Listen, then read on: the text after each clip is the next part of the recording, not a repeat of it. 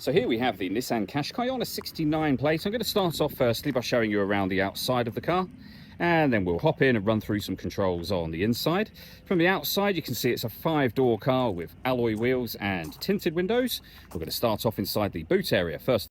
As we approach the back of the car, you can see we have reversing sensors, plenty of boot space as well, along with that 60/40 split folding rear seat, and these two tray sections. You can increase your space further. You can also use these to divide the boot up as well.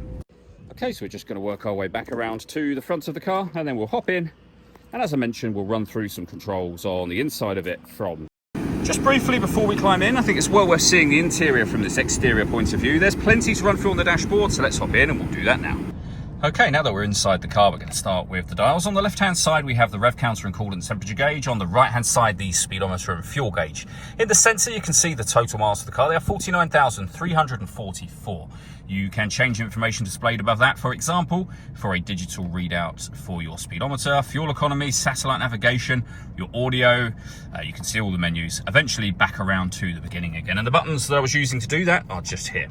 We have our stereo controls, we have cruise control, speed limiter and phone controls, and then into the centre, the main touch screen for the car. So up on here, you can access your main menu.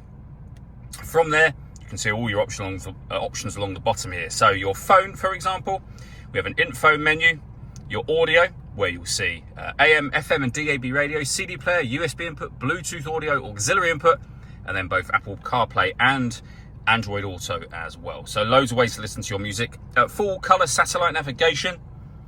We have connections menu, so you can pair your phone, for example, from in there. USB input as well.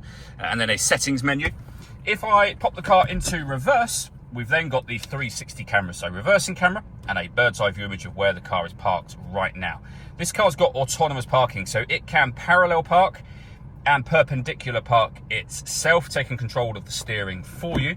And as for the camera itself, we have a front-facing camera and a front near-side wheel view as well. So very easy to park with all of those cameras in place.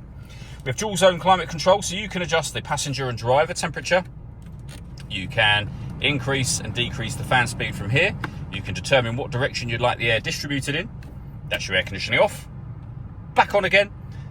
If you hit auto, the car will take control for you to maintain the temperature that you've asked for. You can override that at any point in time and put it back on your own setting here. We have a 12-volt charging socket, electronic handbrake with an auto hold function, and a 6-speed manual gearbox. Last thing I wanted to mention is the panoramic glass roof. There is a button up here that will open the sun blind all the way to the back of the car. With that fully open, you can see how much extra light that lets into the cabin area. All that leaves me to say is thank you for taking the time to watch this video. If you'd like to come and see the car in person and have a test drive, please feel free to give us a call here at Surrey Specialist Cars. We'd love to hear from you.